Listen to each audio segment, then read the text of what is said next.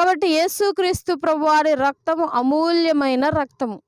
అందుకే నీ రక్తమే అమూల్యమైనది అని చెప్పి పాట ఉంటది.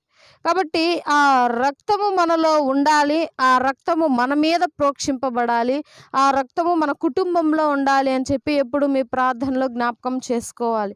దేవుని యొక్క రక్తము సమస్త పాపముల నుండి విడిపించును, సమస్త వ్యాధుల నుండి విడిపించును, సమస్త రోగముల నుండి తప్పించును, సమస్త సమస్యల నుండి ఆ యొక్క రక్తము తప్పించును. కాబట్టి దేవుడు అందుకే ఆ యొక్క కార్యక్రమం ఇంకా కొనసాగించమన్నాడు. ఏంటి? ద్రాక్షారసము రొట్టె కార్యక్రమాన్ని నేను వచ్చే వరకు ఈ యొక్క పద్ధతిని కొనసాగించండి అని చెప్పి దేవుడు అంటాడు. కాబట్టి ఆయన యొక్క రక్తము మీరు స్వీకరించటం ద్వారా మీకే మేలు కలుగుతుంది. ఆ యొక్క రక్తము ఉన్నది అని చెప్పి పక్కన పెట్టుకోవటం కంటే ఆ యొక్క రక్తమును మీరు కుటుంబంలోనికి ఆహ్వానిస్తే మీకే మేలు కలుగుతుంది